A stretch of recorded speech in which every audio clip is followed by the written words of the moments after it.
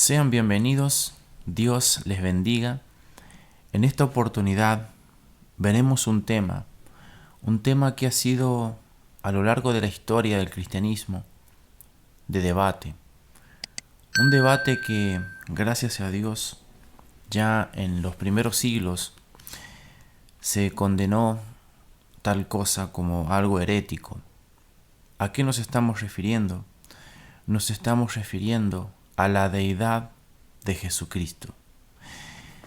Hoy veremos un mensaje acerca de lo que es la deidad de Jesucristo. A lo largo de la historia, como decía anteriormente, han existido diferentes denominaciones, movimientos religiosos que han tratado de negar la deidad de Jesucristo. Han tratado de decirnos de que Jesucristo no es Dios. Actualmente existen diferentes movimientos que indican de que Jesús es algo menor que Dios, es un ser muy especial, un hombre bueno, una persona religiosa, pero no tiene nada que ver con todos los atributos que tiene el Dios eterno. Para comenzar, quiero decir que el título de este mensaje es La deidad en un cuerpo. Ese es el título de este mensaje. Es la primera parte donde estaremos hablando acerca del misterio, donde Jesucristo, cómo se presenta en el Nuevo Testamento, cómo se nos habla acerca de Jesucristo. Se nos habla y se nos dice que Jesucristo es 100% Dios, es plenamente Dios. Pero también Jesucristo es plenamente un hombre que siente, un hombre que sufrió, un hombre que experimenta todo lo que nosotros podemos experimentar. Por eso el título de este mensaje, esta primera parte, es La deidad en un cuerpo, y estaremos hablando de cómo Dios pudo contenerse en un cuerpo. En la segunda parte veremos la otra verdad de esta realidad, de este misterio, es que Jesucristo también fue 100% Dios. Pero hoy nos ocuparemos de esa deidad que estuvo contenida en un cuerpo. Y a modo de introducción, quiero citar al pastor John Piper en uno de sus libros, de tantos libros que él ha escrito, pero hay un libro que él tiene y recomiendo, aprovecho para recomendar, que se llama Los deleites de Dios, y trata un poco de cómo Dios se deleita en diferentes cosas. Una de esas cosas es que Él se deleita en Jesucristo. Y miren escuchen lo que Él dice acerca de este tema. Y cito: cualquier persona podría estar de acuerdo con la afirmación de que Dios se deleita en su Hijo, y no obstante cometer, luego, el error de creer que el Hijo es solo un hombre extraordinariamente santo, a quien el Padre adoptó porque se complacía mucho en él. Fin de la cita. Y luego continúa después del párrafo, porque ya vamos a reflexionar en lo que él acaba de decir, diciendo: la Iglesia desde épocas tempranas ha sabido distinguir la verdadera fe bíblica de las otras formas de enseñanzas derivadas del adopcionismo, como sucedió en el siglo II. Bien, en el primer párrafo, John Piper afirma de que nosotros, los seres humanos, podemos decir de que Dios claramente se deleita en Jesús, en ver su comportamiento, todo lo que Él hizo en esta tierra, debajo del cielo, podemos decirlo así. Sin embargo, Él habla de que es muy fácil cometer el error. ¿El error de qué? De creer que el Hijo, es decir, Jesús, es solo un hombre extraordinariamente santo a quien el Padre adoptó porque se complacía mucho en él. Es decir, de que lo motivó a Dios Adoptarlo, por supuesto, es su benevolencia, sus buenas obras, su buena actitud, su buen desempeño. Pero eso es un error. Y eso es lo que muchas veces creen muchas personas religiosas. Hay movimientos que creen en eso, los unitarios. Y también hay denuncias que se les hace al cristianismo, como por ejemplo de ser politeísta y creer en varios dioses. Se ataca la doctrina de la Trinidad. Pero el segundo párrafo nos habla de la historia de la Iglesia y habla de una doctrina como es el adopcionismo. El segundo párrafo de la cita de John Piper dice de que la Iglesia desde épocas tempranas ha sabido distinguir la verdadera fe bíblica de las otras formas de enseñanzas derivadas del adopcionismo. ¿Cómo sucedió? En el siglo II. Por supuesto, estamos en el siglo XXI y gracias a Dios podemos decir que sí, la Iglesia ha vencido esa batalla. Sin embargo, es una doctrina que debemos recalcarla hasta que Jesucristo venga. ¿Qué doctrina? La doctrina de que como Dios descendió del cielo y habitó entre nosotros. Como Dios no dijo, voy a crear una persona que se parezca a mí, voy a enviar a alguien que yo he creado en algún momento en el tiempo. No, es Él teniendo compasión, es Él arrojándose a las calles polvorientas de Jerusalén y muriendo, derramando su sangre por aquellas personas a las que Él sí ha creado y ama. Entonces, el adopcionismo. ¿Qué es el adopcionismo? Es una teoría que nace al principio de la Iglesia y es la doctrina que, según este punto de vista, Jesús es un ser humano elevado a categoría divina por designio de Dios por su adopción, o bien al ser concebido, o en algún momento a lo largo de su vida o tras su muerte. En otras palabras, como lo dice su nombre, en el más sentido común de la palabra, adopcionismo, es que Jesucristo no es Dios, sino que es un ser humano que Dios lo adoptó, o fue concebido en algún momento a lo largo de la vida o después de su muerte. Pero Él no es el eterno Dios. Ahora reflexionemos en esta introducción. ¿Cómo Dios, cómo puede ser que un hombre es Dios? Y eso es lo que nos dice la Biblia, nada más y nada menos, como decíamos al principio. Ahora vamos a lo que son las afirmaciones, qué es lo que dice las Sagradas Escrituras acerca de estos temas. Número 1, veremos que el Hijo de Dios no es meramente un hombre fiel y santo, como dice el adopcionismo, y debido a ese desempeño de su fidelidad y de su santidad fue adoptado. Entonces, número 1, el Hijo de Dios no es eso, sino que Él tiene la plenitud de la deidad. Miren lo que dice el apóstol Pablo en Colosenses, en el capítulo 2.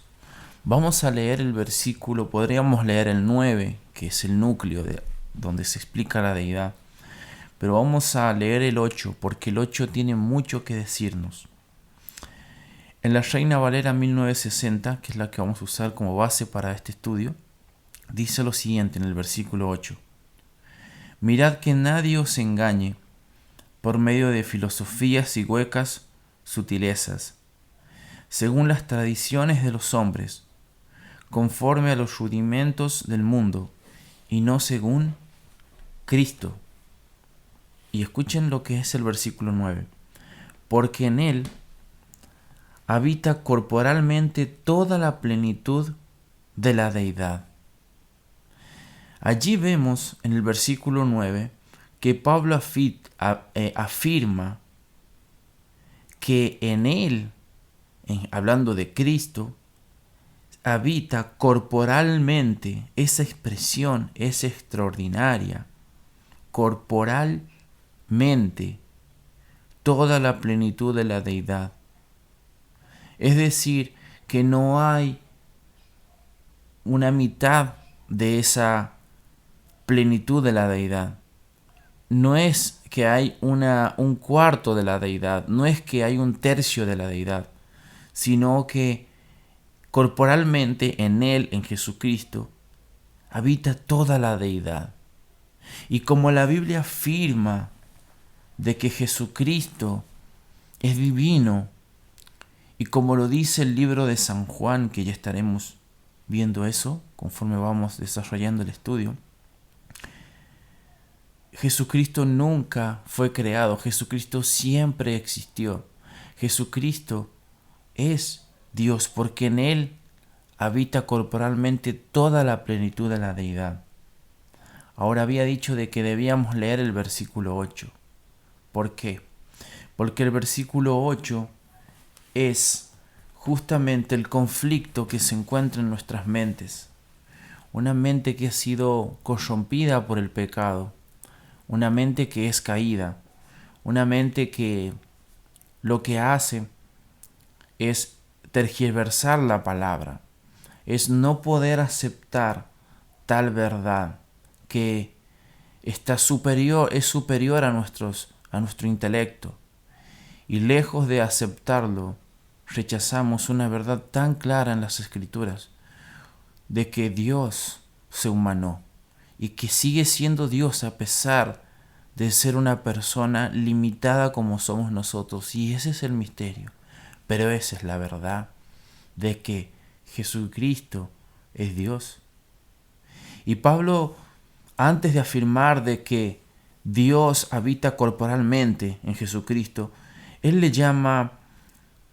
nos llama a no ser engañados y a no creer en filosofías y huecas sutilezas, como es el adopcionismo, como es los unitarios, donde hay muchas sectas cristianas que atacan la Trinidad y donde hay muchas sectas que afirman tener la Biblia como base, sin embargo no creer este punto tan real. Y Pablo dice y nos exhorta diciendo de que no debemos ser engañados y le llama filosofías y huecas sutilezas. Noten la expresión de Pablo. Habla de que es algo sutil. Claro, porque muchos se quedan de que Jesús, según el adopcionismo, si bien hay varios pensamientos, algunos creen de que Jesús es un ángel superior al ángel Gabriel, algunos afirman esos. Otros grupos religiosos afirman que Jesucristo no es Dios, sino que es un hombre, 100% hombre. Solamente eso. Y otras personas afirman que Jesucristo es Dios, pero que no es hombre. Y así sucesivamente. Pero Pablo continúa en el versículo 8 diciendo que conforme a los rudimentos del mundo y no según Cristo. Esas filosofías, esos pensamientos que acabo de nombrar, están sujetos a una mente corrupta de este mundo. Pero las Escrituras no. Cristo no. Él es Dios. Y como lo afirma el versículo 9. Entonces concluimos que el Hijo de Dios no es meramente un hombre fiel y santo. Claro que es un hombre. Claro que es fiel y claro que es santo. Pero no es solamente eso, sino que Él tiene la plenitud de Dios en ese cuerpo. Número 2. Vemos y aprendemos en las Sagradas Escrituras de que Dios no buscó un hombre santo que pudiera convertirse en un ser divino, sino que el Verbo se hizo divino mediante el acto de la encarnación. Es decir, no es lo que dice la doctrina del adopcionismo, de que Dios ha buscado un hombre que tenga ciertas cualidades y a partir de ahí Dios lo adopta como su hijo, como un Dios o como una persona destacada. No, sino que Dios, que ya existió, que siempre vivió, que no tiene un principio, que no tiene un final, decidió venir a esta tierra por amor.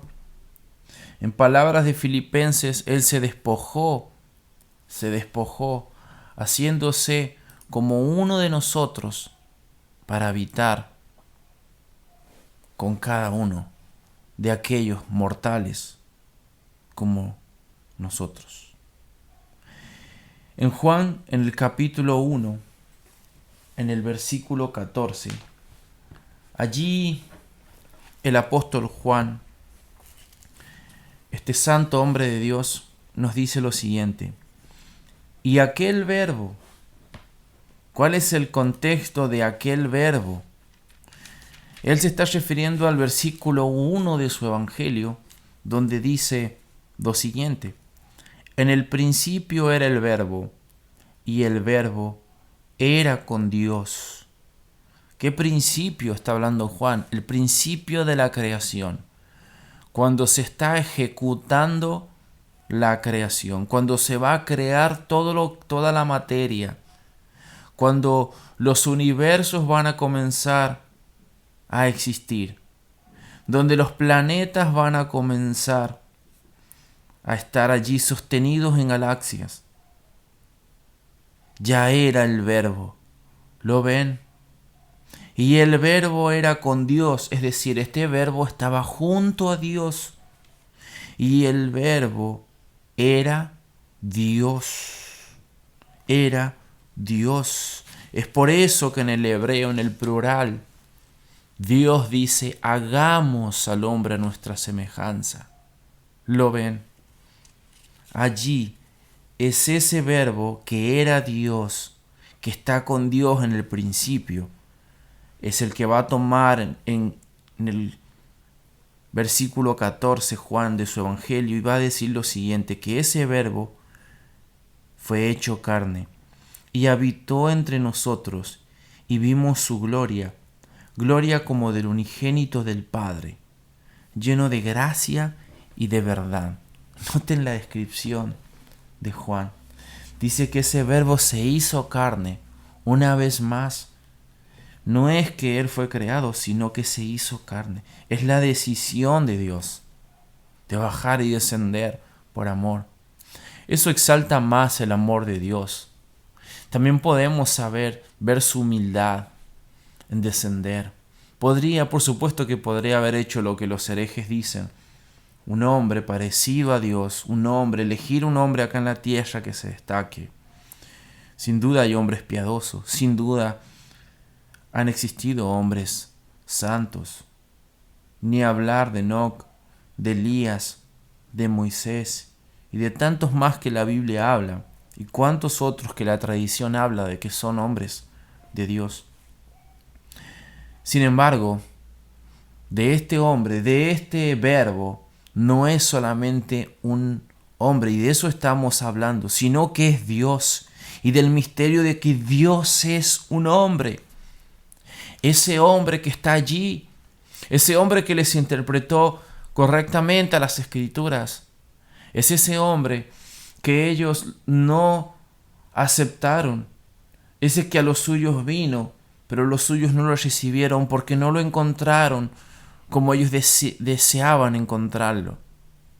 Sin embargo, ese hombre era Dios, y nosotros los hombres lo terminamos clavando, matando en una cruz. Sin embargo, Él se levantó de la tumba, de la muerte, porque es Dios. Venció la muerte por el poder del Espíritu Santo, el Espíritu de Dios, Dios mismo. Otra gran misterio y otra gran realidad. Número 3. Vamos a hablar de su nacimiento. Dios buscó una mujer fiel y humilde como María. En el nacimiento virginal unió la plenitud de su deidad con un niño que Él mismo engendró. ¡Qué extraordinario! Número 3, vemos ese acto de creación que está hablando Juan. ¿Cómo fue que Dios usó una mujer? Una mujer. ¿Qué podemos decir en este siglo XXI de la mujer? Podemos decir muchas cosas. ¿Qué podemos decir de la historia de la mujer? Podemos decir de que, sin lugar a dudas, sin desviarnos del tema, han sido personas que han sufrido mucha opresión. Pero hoy podemos ver que Satanás está usando sutilmente, como decía Pablo, llevándolas a otro punto, llevándolas, quitándole todo, sus atributos, sus cualidades, su especial don de mujer, para convertirlas en algo que no es los términos y el designio divino, la voluntad divina de Dios. Pero es Dios quien elige a una mujer que tiene el privilegio de dar y tener una creación y engendrar a una persona, dado que Dios no le ha dado esa capacidad al hombre. Y por más que quieran a través de diferentes filosofías y pensamientos cambiar una verdad tan contundente, tan real, tan bíblica y después tan científica, ningún hombre podrá jamás en su panza tener a otra persona. Pero es aquí esta mujer. Dios buscó una mujer fiel y humilde. Y allí es donde en ese nacimiento virginal nace un niño que Dios mismo engendra por su Espíritu Santo. ¡Qué extraordinario! Es la única persona que no necesitó un espermatozoide. Acompáñenme a Lucas capítulo 1, versículo 34 y 35. Repito, Lucas capítulo 1, versículo 34 y 35. Allí se nos dice en el versículo 35. Respondiendo el ángel le dijo: El Espíritu Santo vendrá sobre ti, y el poder del Altísimo te cubrirá con su sombra. Por lo cual, también el santo ser que nacerá será llamado Hijo de Dios. Y he aquí tu parienta Elisabet. Ella también ha concebido hijo en su vejez, y este es el 6º mes para ella, la que llamaban estéril. Pero pongamos los ojos más en el versículo 34 y 35. El versículo 34 dice: Entonces María dijo al ángel: ¿Cómo será esto? Pues no conozco varón. Lo ven, ella es virgen. Y ella le pregunta y le dice al ángel: ¿Cómo es que voy a ser madre si yo todavía no estoy casado, no estoy casada, si yo todavía no he estado con ningún varón? Ahí vemos la elección de Dios hacia una mujer particular como María, que era una mujer fiel, humilde, piadosa. Y el verso 35 está la respuesta del ángel. Respondió el ángel y le dijo: El Espíritu Santo vendrá sobre ti, y el poder del Altísimo te cubrirá con su sombra, por lo cual también el santo ser que nacerá será llamado Hijo de Dios.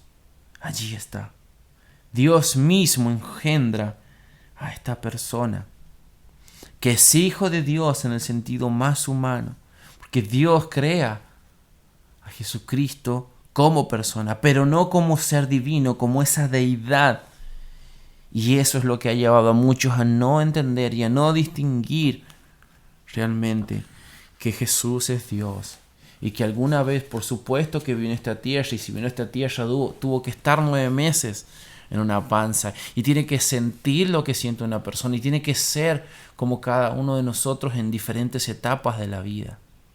Y así fue. Y es Dios habitando en un cuerpo. Para terminar este mensaje quiero volver a citar al pastor John Piper y terminar con una cita de su libro. En la siguiente hoja dice lo siguiente, y cito: Por eso los amigos y los enemigos de Jesús quedaban una y otra vez atónitos ante lo que él hacía y decía.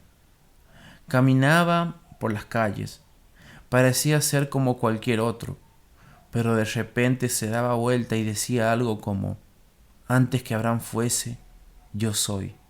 O si me han visto al Padre. O como señaló con toda tranquilidad luego de ser acusado de blasfemia. El Hijo del Hombre tiene autoridad en la tierra para perdonar pecados. A los muertos podía simplemente decirles: ven o levántate, y obedecían. A las tormentas que se producían en el mar les ordenaba: calla, y a un trozo de pan le mandaba: multiplícate, y todo era hecho al instante. En respuesta a la pregunta del sumo sacerdote: ¿eres el Cristo, el Hijo de Dios?, respondió: tú lo has dicho. De ahora en adelante verán ustedes al Hijo del Hombre sentado a la derecha del Todopoderoso y viniendo en las nubes del cielo. Ningún hombre jamás había hablado así. Ningún hombre jamás había vivido y amado como lo hizo Jesús, porque en este hombre Dios mismo había hecho habitar corporalmente toda la plenitud de la deidad. Fin de la cita. Ahora solamente te queda a ti tomar una decisión.